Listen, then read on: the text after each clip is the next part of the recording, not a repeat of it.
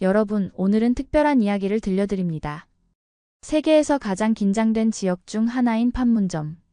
이곳에서 만난 두 사람의 운명적인 사랑 이야기죠. 스위스 육군의 엘리트 여군 장교와 한국군 정보사 소속 장교가 만나 국경을 넘어 사랑을 이루는 감동적인 여정입니다. 어떻게 중립국 군인이 한국을 자신의 나라로 선택하게 되었을까요? 전쟁의 아픔을 간직한 땅에서 피어난 사랑, 그리고 서로 다른 문화를 뛰어넘는 인연. 지금부터 여러분께 들려드립니다. 이 이야기는 단순한 로맨스가 아닙니다. 우리나라의 진정한 가치와 매력이 얼마나 위대한지 보여주는 감동적인 여정입니다. 함께 따라가 보실까요? 2020년 겨울, 눈 내리는 스위스 베른의 공항. 엘레나 바이스 대위는 1년간의 임무를 위해 한국행 비행기에 올랐습니다. 중립국감독위원회 파견 장교로서 판문점에서 근무하게 된 것이죠. 아버지는 스위스 군사학교 교관으로 엘레나에게 늘 엄격했습니다. 엘레나, 내 임무는 중립을 지키는 것이다. 어떤 상황에서도 감정을 배제하고 이성적으로 판단해야 한다. 아버지의 마지막 조언이 귓가에 맴돌았습니다. 비행기 창밖으로 보이는 알프스 산맥을 바라보며 엘레나는 깊은 생각에 잠겼습니다. 스위스 육군 장교로서 다양한 국제 임무를 수행해왔지만 한국은 처음이었죠. 한국에 대해 알고 있는 것이라곤 분단국가라는 사실과 군사적 긴장이 높다는 정도였습니다. 군사 브리핑 자료를 다시 한번 펼쳐 들었습니다. 판문점, 세계에서 가장 위험한 국경. 이 문구가 마음을 무겁게 했죠. 인천공항에 도착한 엘레나를 맞이한 것은 예상 밖의 현대적인 모습이었습니다. 이게 전쟁의 상처를 가진 국가인가? 깔끔하게 정리된 공항과 질서 정연한 모습에 놀라웠죠. 출국장을 나서자 중립국감독위원회 소속 선임 장교가 그녀를 맞이했습니다. 바이스 대위님, 환영합니다. 바로 판문점으로 안내해드리겠습니다. 판문점으로 향하는 차 안에서 창밖을 내다보며 엘레나는 서울의 활기찬 모습에 감탄했습니다. 고층 빌딩들 사이로 한강이 흐르고 사람들은 바쁘게 움직였죠. 그러다 차가 도시를 벗어나자 점차 군사시설이 눈에 띄기 시작했습니다. 검문소를 지날 때마다 한국군 병사들의 긴장된 눈빛이 느껴졌습니다. 판문점에 도착한 엘레나는 엄격한 규율 속에서 움직이는 한국군의 모습을 지켜봤습니다. 완벽한 제복 착용과 절도 있는 행동, 그리고 상관에 대한 존중. 군인으로서 이런 모습에 깊은 인상을 받았죠. 군대가 이렇게 효율적일 수 있단 말이야? 엘레나는 속으로 생각했습니다. 스위스 군도 엄격했지만 이곳의 긴장감은 차원이 달랐습니다. 첫날 브리핑에서 엘레나는 자신의 임무에 대해 자세히 들었습니다. 중립국으로서 남북 간의 군사적 긴장을 중재하고 정전협정이 잘 지켜지는지 감시하는 역할이었죠. 바이스 대위, 이곳에서의 1년은 빠르게 지나갈 겁니다. 하지만 매 순간이 역사의 한 부분임을 잊지 마세요. 선임 장교의 말에 엘레나는 고개를 끄덕였습니다. 창밖으로 보이는 비무장지대의 적막한 풍경이 그녀의 마음을 무겁게 했죠.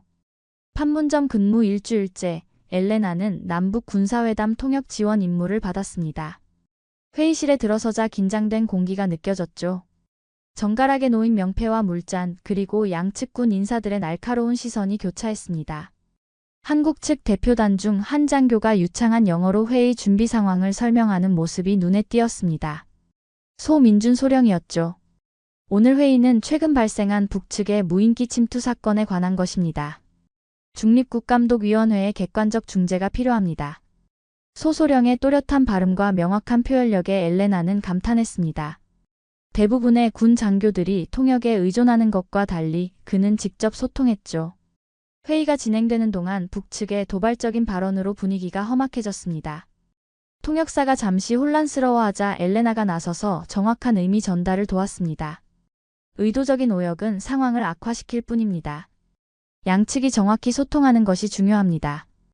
회의가 끝난 후 소소령이 엘레나에게 다가왔습니다.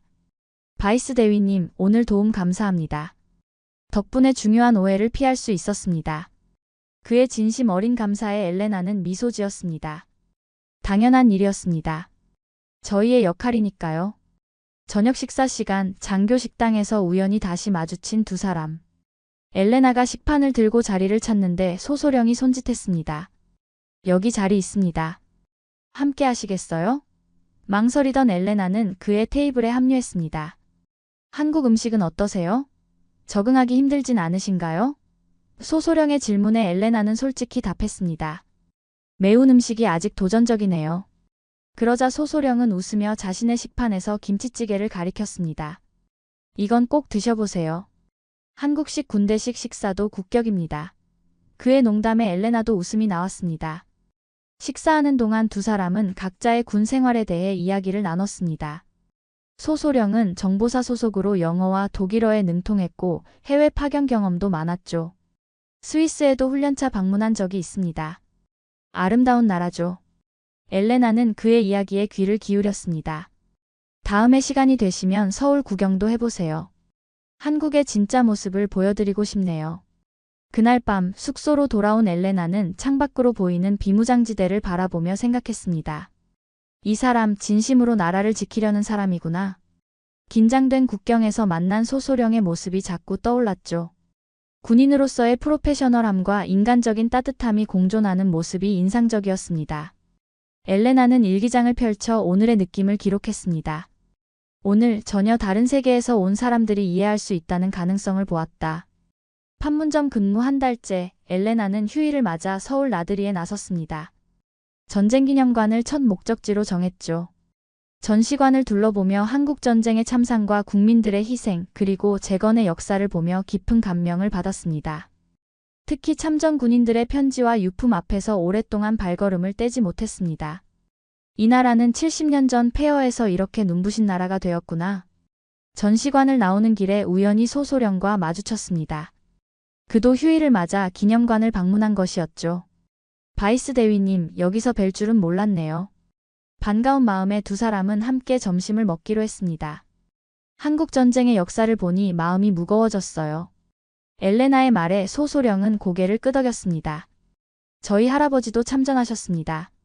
많은 가족이 이산가족이 되었고 아직도 그 상처는 계속되고 있죠. 소소령의 안내로 두 사람은 국립현충원으로 향했습니다. 정돈된 묘역과 순국 선열들을 기리는 공간을 걸으며 엘레나는 한국인들의 나라 사랑을 느꼈습니다. 한국은 국민이 군을 믿는 나라구나. 그녀의 말에 소소령이 미소 지었습니다. 군인으로서 그런 말씀을 들으니 자부심이 느껴집니다. 저녁에는 한옥마을을 방문했습니다. 전통 가옥과 아름다운 정원, 그리고 한복 입은 관광객들의 모습이 이국적으로 다가왔죠. 이런 곳이 현대적인 도시 한가운데 보존되어 있다니 놀라워요. 엘레나의 감탄에 소소령은 한국의 역사와 문화에 대해 열정적으로 설명했습니다. 저희 나라는 5,000년의 역사를 가졌지만 현대는 불과 몇십 년 만에 이룬 성과입니다. 옛것과 새것이 공존하는 모습이 한국의 특별함이죠. 해질 무렵 두 사람은 한강변을 걸었습니다. 도시의 불빛이 강물에 반사되어 아름다운 풍경을 만들어냈죠. 엘레나는 스위스의 호수를 떠올렸습니다. 내 고향의 호수와는 다르지만 이 강에도 특별한 매력이 있네요. 소소령은 한강의 역사와 한강의 기적이라 불리는 경제 발전에 대해 이야기했습니다. 전쟁 후 아무것도 없던 나라가 이렇게 발전할 수 있었던 건 국민들의 헌신과 노력 덕분이에요. 엘레나는 그날의 경험을 통해 한국에 대한 새로운 시각을 갖게 되었습니다. 단순한 분단 국가가 아닌 역경을 이겨낸 강인한 나라. 그리고 그 중심에는 자신의 조국을 사랑하는 사람들이 있었죠. 숙소로 돌아가는 차 안에서 엘레나는 고개를 들어 소소령을 바라봤습니다. 그의 단단한 옆모습에서 이 나라의 강인함이 느껴졌습니다.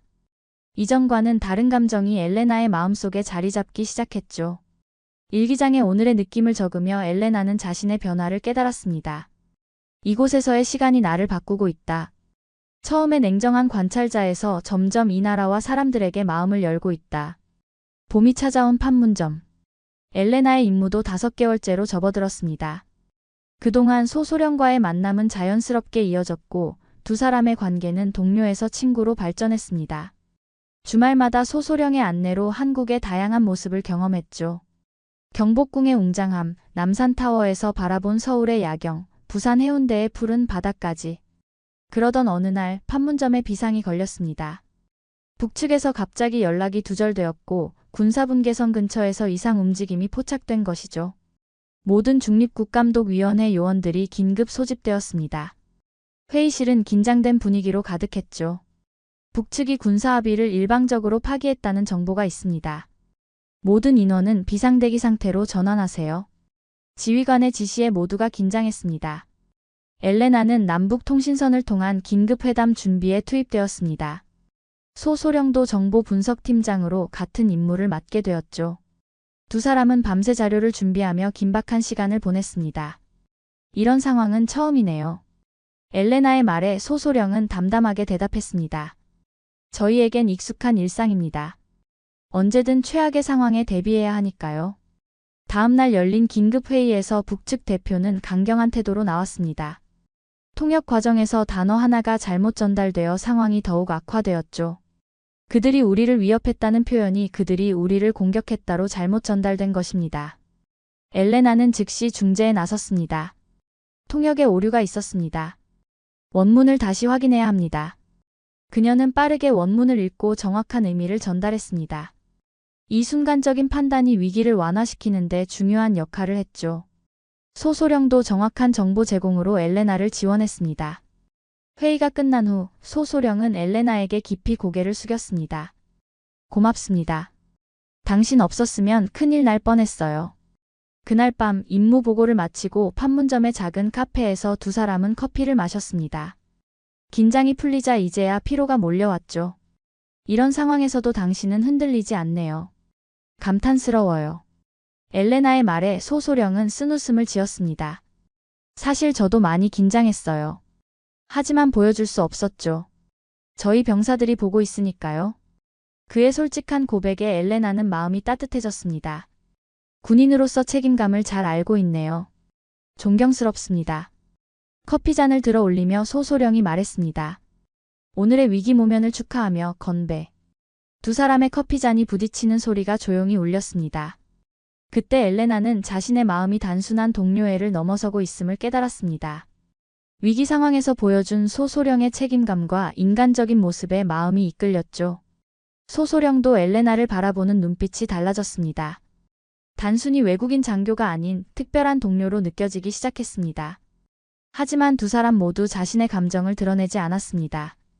군인으로서의 임무가 우선이었기 때문이죠. 여름이 무르익은 8월 엘레나의 임무 기간이 반년을 넘겼습니다. 판문점의 일상은 계속되었지만 엘레나와 소소령의 마음은 점점 더 가까워지고 있었습니다. 두 사람은 공식적인 임무 외에도 자주 만나 이야기를 나누었죠. 그런 만남 속에서 서로의 깊은 면모를 알아가게 되었습니다. 소소령님은 왜 군인이 되셨나요? 엘레나의 질문에 소소령은 잠시 생각에 잠겼습니다. 할아버지가 한국전쟁에 참전하셨어요. 어린 시절 할아버지 무릎에 앉아 전쟁 이야기를 들으며 자랐죠. 이 나라는 내 세대에서 지켜야 한다는 말씀이 가슴에 새겨졌습니다. 엘레나도 자신의 이야기를 나눴습니다. 저는 집안의 전통을 따랐어요. 아버지, 할아버지 모두 군인이었으니까요. 처음엔 의무감으로 시작했지만 지금은 제가 원해서 하는 일이 되었죠. 어느 휴일 두 사람은 DMZ 인근 전망대를 방문했습니다. 북한 땅이 보이는 곳에서 소소령은 평소보다 진지한 표정으로 말했습니다. 저희 가족은 원래 북쪽에 살았어요. 할아버지가 전쟁 중에 혼자 남쪽으로 내려오셨죠.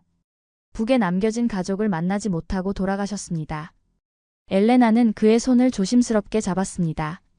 분단의 아픔이 개인의 역사로 다가오는 순간이었죠. 정말 가슴 아픈 이야기네요. 미안해요. 소소령은 엘레나의 따뜻한 손길에 마음이 흔들렸습니다. 평소의 단단한 모습과 달리 취약한 면모를 보인 것이 처음이었죠. 돌아오는 길 차 안에서 침묵이 이어졌습니다. 감정의 무게가 두 사람 사이에 흐르고 있었죠. 갑자기 소소령이 차를 세우고 엘레나를 바라봤습니다. 바이스 대위. 아니 엘레나. 개인적인 말을 해도 될까요? 엘레나는 고개를 끄덕였습니다. 처음엔 단지 외국인 장교, 중립국 감시단의 일원으로만 생각했어요. 하지만 지금은 당신을 생각하면 마음이 편안해집니다. 이런 말해도 될지 모르겠지만 당신이 곧 떠난다는 생각을 하면 가슴이 아파요. 엘레나의 눈에 눈물이 맺혔습니다. 그동안 억눌러왔던 감정이 표면으로 올라온 것이었죠. 민준 씨. 나도 마찬가지예요. 전 세계를 다녀봤지만 이렇게 마음이 움직인 곳은 처음이에요. 단순히 이 나라가 아니라 당신 때문에. 그 순간 두 사람은 서로를 바라보며 긴 시간 말없이 감정을 나눴습니다. 군인으로서의 규율과 의무, 그리고 국경을 넘어선 감정 사이에서 갈등하고 있었죠. 소소령이 천천히 엘레나의 손을 잡았습니다. 무슨 일이 있어도 연락할 수 있는 방법을 찾겠습니다. 당신을 다시 못 본다는 게 상상이 안 돼요. 하지만 현실적인 문제가 두 사람 앞에 놓여 있었습니다. 엘레나의 임무는 몇 개월 후면 끝나고 스위스로 돌아가야 했습니다. 소소령도 군인으로서 자신의 자리를 지켜야 했죠. 이별의 그림자가 두 사람의 마음에 드리웠지만 그 순간만큼은 서로의 감정을 인정하고 받아들였습니다. 판문점으로 돌아가는 길, 두 사람의 마음은 이전과 확연히 달라져 있었습니다. 불확실한 미래 앞에서도 서로에 대한 감정만은 분명했죠. 엘레나는 처음으로 자신의 임무 완수 후의 삶에 대해 고민하기 시작했습니다. 이곳을 떠나고 싶지 않다. 가을이 깊어가는 10월, 엘레나의 판문점 임무 종료일이 한 달 앞으로 다가왔습니다. 두 사람은 매 순간을 소중히 여기며 시간을 보냈지만 떠나야 할 현실은 변하지 않았죠. 임무 종료 보고서를 작성하며 엘레나는 한국에서의 시간을 정리했습니다. 공식 문서에는 담을 수 없는 감정들이 마음속에 가득했죠. 바이스 대위님, 송별회를 준비했습니다. 부디 참석해주세요. 동료 장교의 초대에 엘레나는 미소 지었습니다. 마지막 시간들이 빠르게 지나가고 있었죠. 송별회 날 판문점 장교 클럽은 따뜻한 분위기로 가득했습니다. 동료들의 진심 어린 작별 인사와 선물들. 엘레나는 그동안의 추억을 떠올리며 감사의 말을 전했습니다. 이곳에서의 1년은 제 인생에서 가장 값진 시간이었습니다. 한국과 한국 사람들을 절대 잊지 못할 거예요. 모두가 떠난 후 소소령만이 남았습니다. 그는 작은 상자를 엘레나에게 건넸죠. 개인적인 선물입니다. 상자를 열자 아름다운 비치 목걸이가 나왔습니다. 한국의 전통 보석입니다. 평화와 안전을 상징하죠. 언제나 당신을 지켜주길 바랍니다. 엘레나는 목걸이를 들어올리며 감동의 눈물을 참았습니다. 정말 아름다워요. 감사합니다. 소소령은 마지막 용기를 내어 말했습니다. 엘레나, 이건 작별 선물이 아닙니다. 우리의 인연이 계속되길 바라는 마음입니다. 두 사람은 마지막 밤을 한강변에서 보냈습니다. 서울의 불빛이 강물에 반사되어 마치 별이 내려앉은 듯한 풍경이 펼쳐졌죠. 처음 왔을 때는 낯설기만 했는데 이제는 떠나기 아쉬운 곳이 되었네요. 엘레나의 말에 소소령은 조용히 대답했습니다. 한국은 언제든 당신을 기다립니다. 저도 마찬가지고요. 스위스로 돌아간 엘레나는 일상으로 복귀했지만 마음은 여전히 한국에 머물러 있었습니다. 소소령과는 이메일과 영상통화로 연락을 주고받았죠. 그녀는 군 복무를 마무리하며 진지하게 미래를 고민했습니다. 가족은 엘레나의 변화를 눈치챘습니다. 엘레나, 요즘 무슨 생각을 그렇게 하니? 한국에서 돌아온 뒤로 달라졌어. 어머니의 물음에 엘레나는 솔직히 답했습니다. 엄마, 제가 큰 결정을 해야 할 것 같아요. 한국으로 돌아가고 싶어요. 부모님은 당연히 반대했습니다. 엘레나, 넌 스위스 사람이야. 우리 가족은 수백 년 동안 이 땅에 살아왔어. 어떻게 그런 먼 나라로 가겠다는 거니? 아버지는 특히 심하게 실망했습니다. 군인으로서 국가에 대한 책임감은 어디 갔느냐? 엘레나는 단호했습니다. 아버지, 저는 제 임무를 충실히 완수했습니다. 이제는 제 삶을 선택할 차례예요. 평생 다른 사람들의 기대에 맞춰 살아왔지만 이번엔 내가 나의 미래를 선택할게요. 그렇게 엘레나는 스위스 군을 명예롭게 전역하고 한국행을 준비했습니다. 먼저 한국어 학원에 등록해 매일 몇 시간씩 언어를 배웠죠. 한국 비자를 신청하고 귀화 절차에 대해서도 알아보았습니다. 한국 대사관 직원들은 그녀의 특별한 사연에 감동하며 도움을 주었습니다. 바이스 씨, 당신 같은 분이 한국을 선택해 주셔서 영광입니다. 판문점에서의 경험이 그렇게 특별했나 봅니다. 엘레나는 미소 지으며 대답했습니다. 네, 그곳에서 찾은 것은 단순한 경험 이상이었어요. 제 마음의 고향을 발견했습니다. 1년의 준비 끝에 엘레나는 마침내 한국행 비행기에 올랐습니다. 알프스를 뒤로하고 새로운 삶을 향해 날아가는 비행기 안에서 그녀는 소소령에게 보낼 메시지를 썼습니다. 곧 만납니다. 이번엔 임무가 아닌 마음이 이끄는 대로.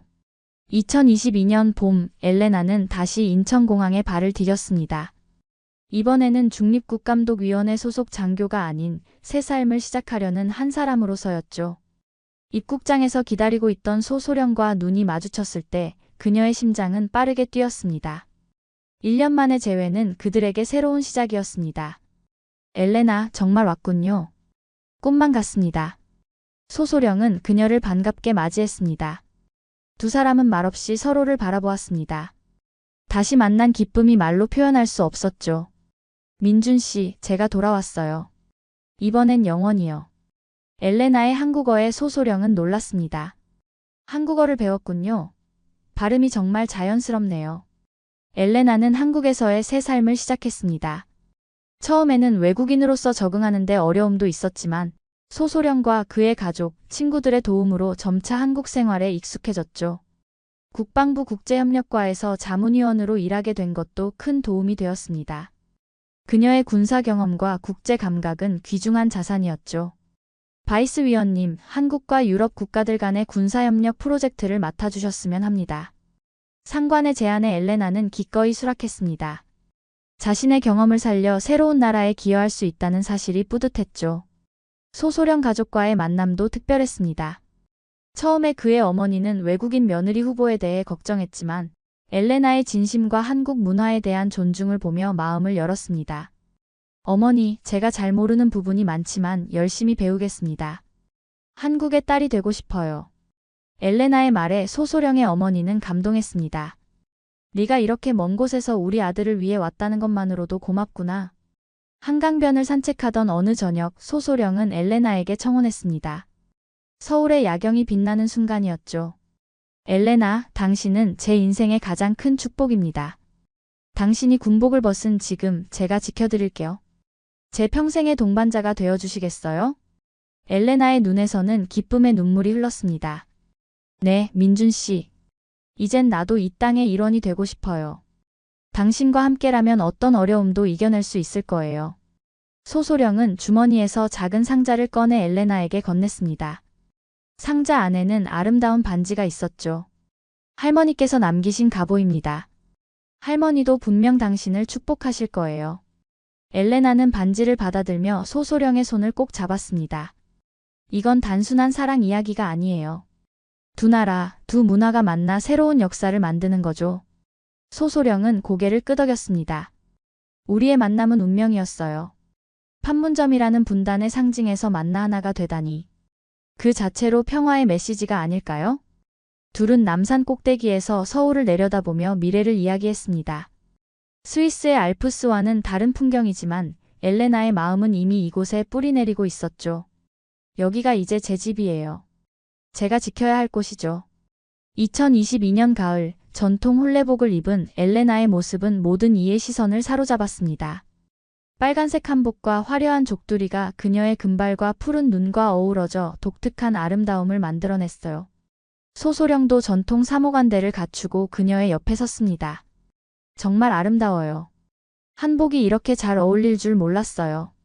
하객들의 감탄 속에 엘레나는 쑥스러워했습니다. 그녀는 혼례를 앞두고 전통 의례를 모두 배웠고 장인 장모께 드릴 패백 절차도 익혔습니다. 결혼식에는 특별한 손님들이 참석했습니다. 엘레나의 부모와 동생이 스위스에서 날아왔죠. 처음에는 딸의 선택을 이해하지 못했지만 한국을 직접 방문하고 소소령 가족을 만나면서 그들의 마음도 열렸습니다. 우리 딸이 이렇게 멋진 나라와 가족을 선택했다니 이제 이해가 됩니다. 엘레나의 아버지는 소소령의 아버지와 함께 잔을 기울이며 말했습니다. 두 나라의 문화가 다르지만 가족의 가치와 딸에 대한 사랑은 같았죠. 전통 의례가 끝난 후 현대식 피로연이 이어졌습니다. 엘레나와 소소령은 서로 다른 문화의 조화를 보여주는 결혼식을 원했고 그 바람대로 모든 순간이 특별했습니다. 스위스 알프스 요들송과 한국의 민요가 한 무대에서 어우러졌죠. 여러분, 오늘 이 자리에 함께 해주셔서 감사합니다. 소소령이 마이크를 잡고 말했습니다. 제가 판문점에서 근무할 때 이런 운명이 기다리고 있을 줄은 상상도 못했습니다. 전 세계에서 가장 긴장된 곳에서 평생의 사랑을 만났습니다. 이어 엘레나도 소감을 나눴습니다. 저는 스위스에서 온 군인이었지만 이제는 한국의 며느리가 되었습니다. 두 나라가 제 마음속에 공존하듯 우리의 결합이 작은 평화의 상징이 되길 바랍니다. 결혼 후 엘레나는 국방홍보원 국제교류팀 자문관으로 정식 발령받았습니다. 그녀의 경험과 국제적 시각은 한국 국방의 세계화에 큰 도움이 되었죠. 외국인들에게 한국의 안보 상황과 평화를 위한 노력을 알리는 것이 제 사명입니다. 그녀는 해외 군사대표단이 판문점을 방문할 때 직접 안내하기도 했습니다. 저도 처음에는 이곳을 단순히 분단의 상징으로만 봤습니다. 하지만 이제는 알아요. 이곳은 한국인들의 평화에 대한 간절한 소망이 담긴 곳이라는 것을. 소소령도 국방대학교 교수로 자리를 옮겨 후배 장교들을 가르쳤습니다. 그의 강의는 늘 국제안보와 평화의 중요성을 강조했죠. 우리가 지키는 것은 단순한 영토가 아닙니다. 우리의 가치와 미래입니다. 결혼 1주년을 맞아 두 사람은 판문점을 다시 찾았습니다. 모든 것이 시작된 곳이었죠. 푸른 하늘 아래 서서 그들은 지난 시간을 되돌아봤습니다. 여기서 처음 만났을 때 이렇게 될 줄 알았어요? 엘레나의 물음에 소소령은 미소 지었습니다. 운명이었나 봐요. 우리의 만남은. 그날 저녁 서울로 돌아오는 길에 엘레나는 창밖으로 보이는 태극기를 바라보았습니다. 이제는 그녀에게도 소중한 상징이 된 국기였죠. 이 나라는 선택받은 가치가 있어요. 어떤 어려움 속에서도 희망을 잃지 않는 힘, 그리고 낯선 이를 품어주는 따뜻함. 소소령은 엘레나의 손을 잡았습니다. 당신이 한국을 선택해준 것처럼 한국도 당신을 환영합니다. 우리 함께 이 나라의 평화와 미래를 지켜나가요. 판문점에서 시작된 그들의 사랑은 단순한 개인의 이야기를 넘어 두 문화의 아름다운 만남이 되었습니다. 분단의 상징에서 피어난 사랑이 새로운 희망의 메시지가 된 것이죠. 엘레나는 매일 아침 한강을 바라보며 감사했습니다. 내가 선택한 나라, 내가 사랑하는 사람, 그리고 우리가 함께 만들어갈 미래. 그렇게 판문점에서 만난 운명은 더 큰 사랑의 이야기로 계속 이어져 갔습니다. 여러분, 혹시 일본 프로야구를 보신 적 있으신가요? 정중하고 예의 바른 응원 문화로 유명한 일본 야구장에서 활동하던 한 치어리더가 있었습니다. 그런데 이 젊은 여성이 한국에 와서 경험한 일은 정말 놀라운 이야기죠. 나가사키 출신 노자와 아야카라는 이름의 이 일본인 치어리더는 단순한 여행으로 한국을 방문했다가 인생이 완전히 바뀌게 됩니다. 한국의 뜨거운 응원 문화와 자유로운 분위기에 매료된 그녀는 과감한 결단을 내리게 되는데 그 결과 한국 프로야구 역사상 최초의 일본인 치어리더가 되었습니다. 하지만 그 과정이 순탄하지만은 않았죠. 문화적 충격과 언어 장벽, 그리고 예상치 못한 반전까지. 특히 한국에서 성공을 거둔 후 일본 최고의 명문팀에서 스카우트 제의를 받았을 때 그녀가 내린 놀라운 선택은 많은 사람들을 감동시켰습니다. 과연 그녀에게 어떤 일들이 벌어졌을까요? 그리고 왜 그녀는 한국을 선택했을까요? 오늘 이 감동적인 이야기를 끝까지 들어보시면 한국 문화의 진정한 매력을 새롭게 발견하실 수 있을 겁니다. 영상이 도움이 되셨다면 구독과 좋아요, 그리고 알림 설정 부탁드립니다. 2024년 봄, 일본 나가사키의 따뜻한 햇살 아래에서 치어리더로 활동하던 20살이 노자와 아야카는 평범한 일상을 보내고 있었습니다. 매주 정해진 시간에 정해진 루틴으로 진행되는 일본 프로야구 응원. 문화 속에서 그녀는 조금씩 갈증을 느끼고 있었죠. 일본의 치어리딩은 매우 체계적이고 완벽했지만 어딘가 정형화된 느낌이 강했습니다. 관중들과의 거리감도 있었고 자유로운 표현보다는 정해진 틀 안에서 움직여야 하는 제약이 많았어요. 아야카는 어릴 때부터 춤을 좋아했고 특히 스포츠와 결합된 응원 문화의 매력을 느꼈습니다. 하지만 일본에서의 치어리딩은 엄격한 규칙과 절제된 표현이 중심이었죠. 응원석과 경기장 사이의 물리적 거리뿐만 아니라 심리적 거리도 상당했어요. 팬들과의 직접적인 소통은 제한적이었고 개성보다는 통일성이 중요시되는 분위기였습니다. 그러던 어느 날 대학 동기들과 함께 계획한 한국 여행이 그녀의 인생을 바꾸는 전환점이 되었습니다. 처음 한국 땅을 밟았을 때부터 아야카는 뭔가 다른 에너지를 느꼈어요. 인천공항에서부터 시작된 한국의 빠른 템포와 효율적인 시스템, 거리의 활기찬 분위기, 사람들의 자유로운 표현, 그리고 무엇보다 한국 여성들의 세련된 메이크업과 헤어스타일이 그녀의 시선을 사로잡았습니다. 명동과 홍대를 거쳐 강남까지 아야카가 본 한국은 그녀가 상상했던 것보다 훨씬 역동적이고 현대적이었어요. 특히 K-뷰티 문화의 정교함과 세련됨은 일본과는 또 다른 매력을 보여주었습니다. 밤늦게까지 활기찬 거리의 모습, 자유롭게 자신을 표현하는 젊은이들의 모습이 그녀에게는 신선한 충격으로 다가왔죠. 우연히 잠실 야구장에서 열린 한국 프로야구 경기를 관람하게 된 아야카는 더 큰 충격을 받았습니다. 일본과는 완전히 다른 응원 문화가 펼쳐지고 있었거든요. 치어리더들이 관중들과 함께 호흡하며 자유롭게 표현하는 모습, 팬들의 뜨거운 반응과 적극적인 참여, 그리고 무엇보다 치어리더와 관중 사이의 가까운 거리감이 그녀에게는 신선한 충격이었습니다. 일본에서는 상상할 수 없었던 자유로운 분위기와 열정적인 에너지가 경기장 전체를 감싸고 있었어요. 이곳에서 한번 살아보고 싶다. 야구장을 나서며 아야카는 마음속으로 이렇게 다짐했습니다.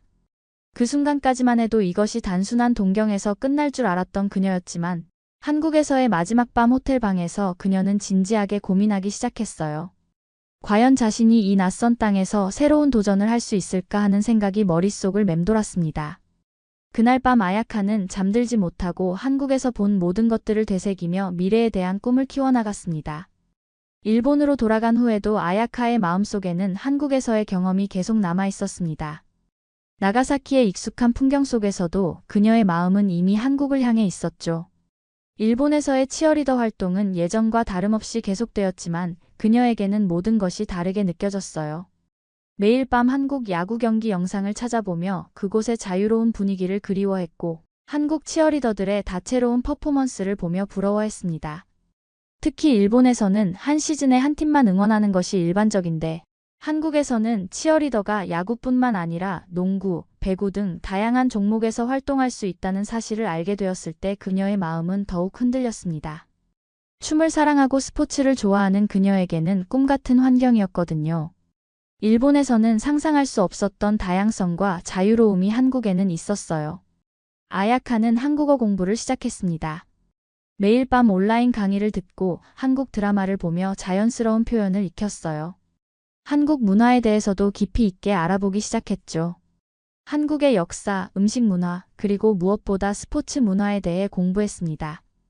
그럴수록 한국에 대한 그리움은 더욱 커져갔어요. 몇 달간의 고민 끝에 아야카는 마침내 결심을 굳혔습니다. 부모님과 친구들의 만류에도 불구하고 한국행을 결정한 것이죠. 실패해도 후회하지 않을 거야. 지금 도전하지 않으면 평생 후회할 것 같아. 그녀는 이렇게 말하며 짐을 쌌습니다. 부모님은 처음에는 반대하셨지만 딸의 간절한 마음을 이해하고 결국 응원해주기로 하셨어요. 한국행 준비는 생각보다 복잡했습니다. 비자 준비부터 거주지 알아보기, 그리고 무엇보다 한국에서의 일자리 찾기까지 모든 것이 새로운 도전이었죠. 하지만 아야카는 하나하나 차근차근 준비해 나갔습니다. 인터넷을 통해 한국의 치어리더 오디션 정보를 수집하고 한국 생활에 필요한 정보들을 모았어요. 2024년 여름, 드디어 한국에 도착한 아야카는 설렘과 두려움이 뒤섞인 복잡한 마음이었습니다. 인천공항에 내린 순간부터 그녀는 새로운 인생의 시작을 실감했어요.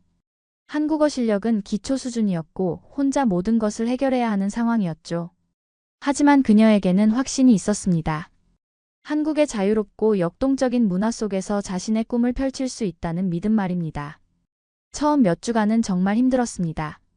언어의 벽은 생각보다 높았고 문화적 차이도 예상보다 컸어요. 하지만 아야카는 포기하지 않았습니다. 매일 한국어 공부에 매진했고 한국 문화를 이해하려고 노력했죠. 그리고 마침내 기회가 왔습니다. 한국 프로야구팀에서 치어리더 오디션을 본다는 소식을 들은 것입니다. 그 순간 아야카는 모든 준비가 이 순간을 위한 것이었다는 것을 깨달았어요. 한국 생활 초기 아야카가 겪은 문화적 충격은 상상 이상이었습니다. 가장 먼저 놀란 것은 한국의 식문화였어요. 일본에서는 개인 접시에 각자 음식을 덜어 먹는 것이 일반적인데 한국에서는 하나의 큰 그릇에서 여러 사람이 함께 나누어 먹는 문화가 처음에는 어색했죠. 처음 팀 동료들과 함께 삼겹살을 먹으러 갔을 때 모든 사람이 한 판에서 고기를 구워 나누어 먹는 모습을 보고 당황했다고 해요. 하지만 이런 공유 문화가 사람들 사이의 거리를 좁혀주는 따뜻한 방식이라는 것을 점차 깨달았습니다. 무엇보다 아야카를 놀라게 한 것은 한국인들의 빠른 속도였습니다. 택시기사님들의 과감한 운전 실력은 처음에는 무서웠지만 점차 한국인들의 효율성을 대변하는 것이라고 이해하게 되었어요. 지하철과 버스의 정확한 시간 운행, 그리고 모든 일 처리의 신속함이 일본과는 확연히 달랐습니다. 일본에서는 모든 것이 천천히 신중하게 진행되는데 한국에서는 빠르고 정확하게 일이 처리되는 것이 신기했죠. 특히 한국의 디지털 문화는 아야카에게 큰 놀라움이었습니다. 모든 곳에서 사용되는 QR코드, 간편한 모바일 결제 시스템, 그리고 배달앱의 발달 정도는 일본보다 훨씬 앞서 있었어요. 치킨을 주문하면서 앱으로 실시간 배달 현황을 확인할 수 있다는 것도 신기했고, 거의 모든 식당에서 모바일로 주문과 결제가 가능하다는 것도 놀라웠습니다. 음식 문화에서의 충격도 상당했습니다. 그냥 치킨인 줄 알았는데 너무 매웠어요. 아야카가 나중에 인터뷰에서 웃으며 회상한 말처럼 한국의 매운맛은 정말 예상 밖이었죠. 일본에서는 매운 음식이 많지 않은데 한국에서는 기본적으로 모든 음식에 고춧가루나 고추장이 들어가니까요. 처음에는 물을 계속 마시며 겨우겨우 먹었지만 시간이 지나면서 이런 자극적인 맛이 한국인들의 열정적인 기질과 연결되어 있다는 것을 느꼈습니다. 주거 문화도 큰 차이점 중 하나였습니다. 일본의 다다미 문화와 달리 한국의 온돌 시스템은 아야카에게 새로운 경험이었어요. 바닥에서 올라오는 따뜻함이 겨울 추위를 녹여주는 것이 신기했고, 특히 일본의 습한 추위와는 다른 한국의 건조한 추위의 온돌이 얼마나 효과적인지 직접 체험할 수 있었습니다. 디지털 도어락 시스템도 편리함의 극치였어요. 비밀번호만 누르면 되는 간편함이 열쇠를 잃어버릴 걱정이 없어서 좋았죠. 하지만 무엇보다 아야카를 매료시킨 것은 한국인들의 정서적 표현의 자유로움이었습니다.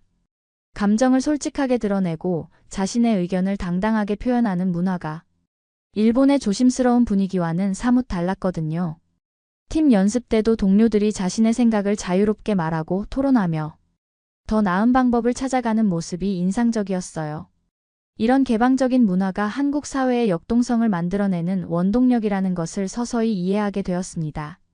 드디어 한화 이글스 치어리더 오디션에 합격한 아야카였지만 실제 팀 생활이 시작되자 예상치 못한 어려움들이 기다리고 있었습니다. 팀 내 유일한 외국인이라는 위치는 생각보다 쉽지 않았어요. 언어적 장벽은 물론이고 한국 특유의 빠른 업무 진행 방식과 즉석에서의 의사결정, 문화에 적응하는 것이 힘들었습니다. 일본에서는 모든 것이 사전에 계획되고 단계별로 진행되는데 한국에서는 상황에 따라 즉흥적으로 변경되는 경우가 많았거든요. 팀 동료들은 친절했지만 처음에는 어떻게 아야카와 소통해야 할지 서로 어색해했습니다. 연습 시간에 복잡한 안무를 설명할 때마다 통역이 필요했고 때로는 미묘한 뉘앙스가 전달되지 않아 오해가 생기기도 했죠. 특히 한국어의 높임말과 반말, 그리고 상황에 따른 적절한 표현을 구사하는 것이 가장 어려웠습니다. 나이와 경력에 따른 복잡한 위계질서를 이해하는 것도 쉽지 않았어요. 더욱 힘든 것은 한국 특유의 눈치 문화였습니다. 명확하게 말로 표현하지 않아도 분위기를 읽고 상황을 파악해야 하는 경우가 많았는데 외국인인 아야카에게는 이런 비언어적 소통이 가장 어려운 부분이었어요. 팀 회식 자리에서도 언제 자리를 뜨는 것이 적절한지, 어떤 이야기에 어떻게 반응해야 하는지 몰라서 당황하는 경우가 많았습니다. 하지만 진짜 시련은 첫 번째 경기에서 시작되었습니다. 수많은 관중들 앞에서 퍼포먼스를 펼치는 것은 일본에서도 경험해봤지만 한국 팬들의 열정적인 반응과 직접적인 소통 방식은 완전히 달랐어요. 팬들이 직접 치어리더의 이름을 부르며 응원하고 사인을 요청하고 사진을 찍자고 하는 적극적인 모습에 당황했습니다. 일본에서는 관중과 치어리더 사이에 보이지 않는 경계가 있었는데 한국에서는 그런 경계가 거의 없었거든요. 더욱 놀라운 것은 한국 팬들의 세심한 관심이었습니다. 아야카의 한국어 실력 향상 정도, 표정 변화, 심지어 컨디션까지 세세하게 관찰하고 응원해주는 모습을 보며 그녀는 감동받았죠. 온라인 커뮤니티에서는 아야카의 한국 적응기를 실시간으로 응원하는 글들이 올라왔고 그녀가 한국어로 인사할 때마다 열광하는 팬들의 모습이 신기했어요. 하지만 동시에 부담감도 컸습니다. 혹시 실수를 하거나 한국 문화를 잘못 이해해서 팬들을 실망시키지는 않을까 하는 걱정이 계속되었거든요. 특히 언론의 관심도 부담스러웠습니다. 최초의 일본인 치어리더라는 타이틀로 인해 매 경기마다 기자들의 관심이 집중되었고 인터뷰 요청도 끊이지 않았어요. 아직 한국어가 완벽하지 않은 상황에서 정확한 의사표현을 해야 한다는 압박감이 상당했습니다. 그런 와중에도 아야카는 포기하지 않았습니다. 매일 밤 한국어 공부를 하고 한국 드라마를 보며 자연스러운 표현을 익혔어요. 팀 동료들과도 점점 가까워지면서 한국 문화의 깊은 부분들을 이해하기 시작했습니다. 그리고 무엇보다 한국 팬들의 따뜻한 응원이 그녀에게 큰 힘이 되었죠. 실수를 해도 격려해주고 한국어가 서툴러도 이해해주려고 노력하는 팬들의 모습에서 한국 문화의 포용성을 느낄 수 있었어요. 한국에서의 치어리더 활동이 안정화되기 시작한 지 몇 달 후, 아야카에게 인생을 바꿀 만한 놀라운 제의가 들어왔습니다. 일본 프로야구 최고의 명문팀인 요미우리 자이언츠에서 연락이 온 것이었어요. 한국에서의 활동이 일본 언론에도 알려지면서 자이언츠 측에서 그녀의 실력과 화제성을 인정하고 스카우트 제의를 해온 것이죠. 이는 일본 치어리더로서는 꿈도 꾸기 힘든 최고의 기회였습니다. 요미우리 자이언츠는 일본 프로야구의 양키스라고 불릴 만큼 권위와 전통을 자랑하는 팀이었어요. 그곳에서 활동한다는 것은 일본 치어리더로서 최고의 영예이자 경력의 정점을 의미했습니다. 더욱이 한국에서의 독특한 경험과 화제성이 더해져 일본 내에서도 큰 주목을 받을 수 있는 기회였죠. 이는 아야카에게 큰 딜레마였습니다. 한편으로는 일본에서의 최고 기회를 놓칠 수 없었고, 다른 한편으로는 한국에서 막 시작된 새로운 도전을 포기하기 아쉬웠거든요. 한국 팬들과 팀 동료들과의 관계도 점점 깊어지고 있었고, 한국 문화에 대한 이해도 날로 깊어지고 있는 상황이었어요. 고민 끝에 아야카는 잠시 일본으로 돌아가 자이언츠에서 활동하기로 결정했습니다. 하지만 이것은 한국을 포기하는 것이 아니라 더 큰 경험을 쌓기 위한 선택이었어요. 한국 팬들도 이를 이해해 주었고 오히려 아야카의 성공을 응원해 주었습니다. 한국에서 배운 것을 일본에서도 보여주고 더 성장해서 돌아오라는 격려의 메시지들이 쏟아졌죠. 일본으로 돌아간 아야카는 요미우리 자이언츠에서 화려한 데뷔를 했습니다. 한국에서의 경험으로 더욱 자유롭고 표현력이 풍부해진 그녀의 퍼포먼스는 일본 팬들에게도 신선한 충격을 주었어요. 무엇보다 한국에서 배운 관중과의 소통 방식이 일본에서도 큰 호응을 얻었습니다. 하지만 이 경험은 오히려 그녀에게 한국 문화의 소중함을 더욱 깨닫게 해주었어요. 일본에서 다시 활동하면서 한국의 자유로운 분위기와 팬들과의 가까운 거리감이 얼마나 특별한 것인지 실감했거든요. 일본의 정형화된 응원 문화와 예의를 중시하는 분위기도 좋았지만 한국의 열정적이고 자유로운 문화가 그녀의 마음에 더 깊이 와닿았습니다.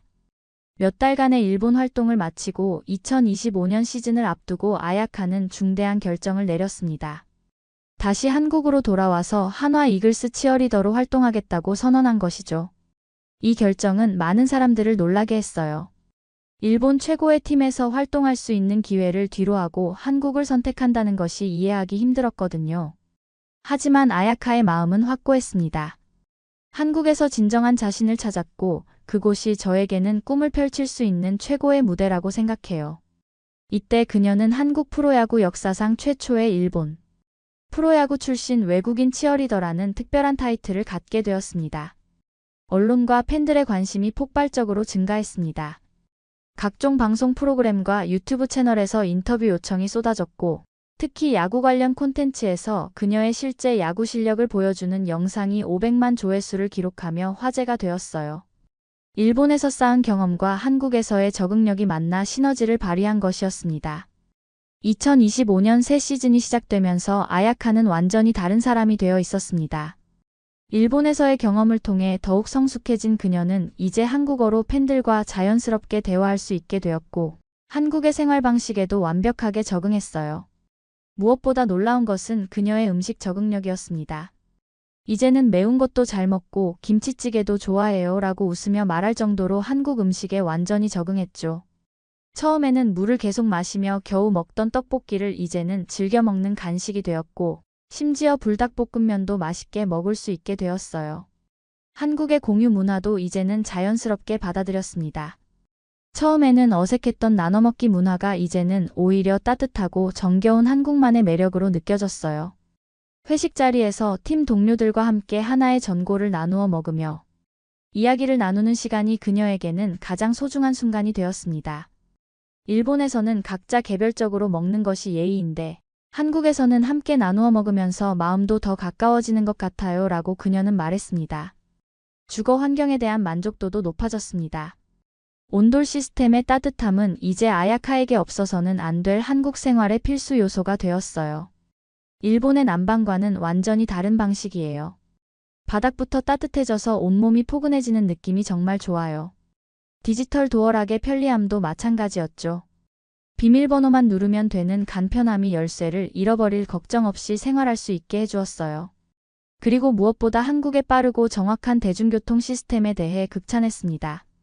일본보다 훨씬 편리하고 효율적이에요. 지하철과 버스가 정말 정시에 다니고 어디든 쉽게 갈 수 있어서 좋아요. 특히 밤늦게까지 운행하는 것도 정말 편해요. 한국의 대중교통 시스템이 그녀의 활동 반경을 넓혀주었고 더 다양한 경험을 할 수 있게 해주었던 것이죠. 가장 큰 변화는 그녀의 자신감이었습니다.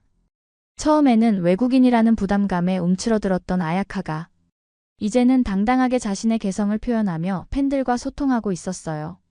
한국어 실력도 늘어서 복잡한 감정이나 생각도 자연스럽게 표현할 수 있게 되었죠.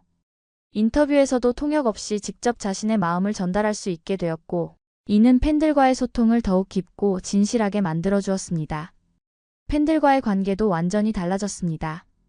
이제는 팬들이 아야카를 단순한 외국인 치어리더가 아니라 진정한 한화 이글스의 일원으로 받아들이고 있었어요. 사인회나 팬미팅에서 팬들과 나누는 대화의 깊이도 달라졌고, 그녀만의 독특한 매력으로 고정 팬층을 확보하게 되었습니다. 아야카 씨가 한국을 선택해줘서 고마워요 라는 팬들의 말에 그녀는 늘 감동받았다고 해요. 한국의 K-뷰티 문화에도 완전히 적응했습니다. 처음에는 한국 화장법이 일본과 달라서 어색했는데 이제는 한국 스타일의 메이크업과 헤어스타일을 자연스럽게 소화하고 있었어요. 한국 화장품의 품질도 정말 좋고 트렌드도 빨라서 항상 새로운 것을 시도할 수 있어서 좋아요. 이런 변화들은 그녀가 단순히 한국에 거주하는 외국인이 아니라 진정으로 한국 문화에 융화된 사람이 되었다는 것을 보여주었습니다. 한국 생활에 완전히 적응한 아야카에게 새로운 기회들이 찾아왔습니다. 야구팀 치어리더로서의 성공을 바탕으로 원주 DB 농구팀과 대전 정관장 배구팀에서도 치어리더로 활동해달라는 제의가 들어온 것이었어요. 이는 일본에서는 상상할 수 없는 일이었습니다. 일본에서는 치어리더가 한 종목 한 팀에만 전속으로 활동하는 것이 일반적인데 한국에서는 이런 다양성이 가능했거든요. 한국은 정말 놀라운 나라예요. 일본에서는 한 시즌에 한 팀만 응원하는 것이 일반적인데 여기서는 야구, 농구, 배구까지 다양한 스포츠에서 활동할 수 있어요. 춤을 좋아하고 스포츠를 사랑하는 저에게는 천국 같은 환경이죠. 아야카의 이런 말에서 한국 스포츠 문화의 개방성과 다양성을 엿볼 수 있었습니다. 그녀는 이런 기회를 놓치지 않았고 과감하게 멀티 치어리더로서의 새로운 도전을 시작했어요. 특히 농구와 배구에서의 활동은 야구와는 또 다른 매력을 보여주었습니다. 실내 경기장에서 펼쳐지는 더욱 가까운 거리에서의 응원 문화, 그리고 각 종목별로 다른 팬들의 성향과 응원 방식을 경험하며 아야카는 한국 스포츠 문화의 풍부함을 체감했습니다. 야구장의 넓은 공간에서의 웅장한 응원과 달리 농구장에서는 더욱 밀도 높고 역동적인 응원 문화를 경험할 수 있었어요. 배구 경기에서는 또 다른 재미를 발견했습니다. 세트 간 휴식 시간마다 펼쳐지는 짧고 강렬한 퍼포먼스는 그녀의 집중력과 순발력을 더욱 향상시켜 주었어요. 각 종목마다 완전히 다른 매력이 있어요. 야구는 여유롭고 서정적이라면 농구는 빠르고 역동적이고 배구는 집중력이 필요한 스포츠죠. 각각에 맞는 응원 스타일을 만들어가는 것이 정말 재미있어요.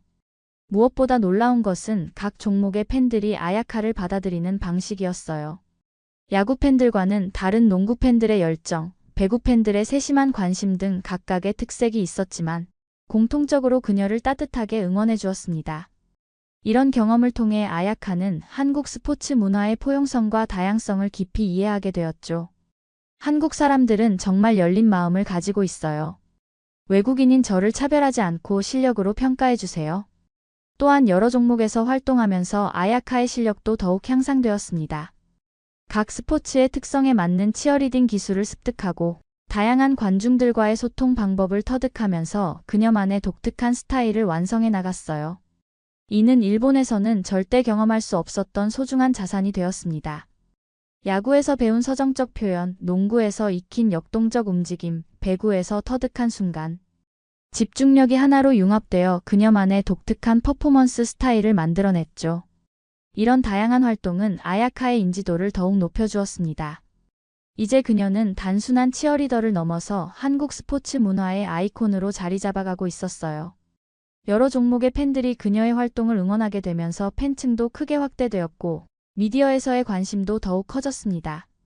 다양한 스포츠에서 활동할 수 있다는 것 자체가 한국 문화의 자유로움과 개방성을 보여주는 것 같아요. 저는 정말 운이 좋은 것 같아요. 2025년 현재 아야카는 한국에서 완전히 새로운 인생을 살고 있습니다. 더 이상 일본에서 온 외국인 치어리더가 아니라 한국 스포츠 문화의 당당한 일원으로 자리 잡았어요. 그녀의 이야기는 단순한 성공 스토리를 넘어서 한국 문화의 포용성과 개방성을 보여주는 상징적인 사례가 되었습니다. 많은 외국인들이 아야카의 이야기를 듣고 한국에 대한 관심을 갖게 되었고, 한국인들도 자국 문화에 대한 자부심을 새롭게 느끼게 되었죠. 앞으로도 계속 한국에서 활동하고 싶어요. 이곳에서 더 많은 것을 배우고 경험하며 성장하고 싶습니다. 아야카의 이런 말에서 한국에 대한 진정한 애정을 느낄 수 있었어요. 그녀에게 한국은 이제 제2의 고향이 되었고 앞으로의 꿈과 계획도 모두 이곳에서 펼쳐질 예정입니다.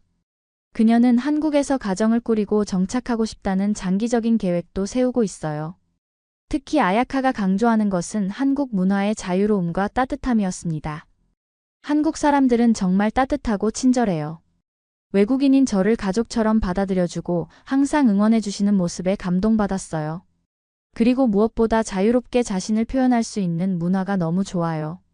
이런 그녀의 말은 한국 문화의 진정한 매력이 무엇인지를 잘 보여주고 있었습니다. 한국의 시스템적 우수성에 대한 찬사도 이어졌습니다.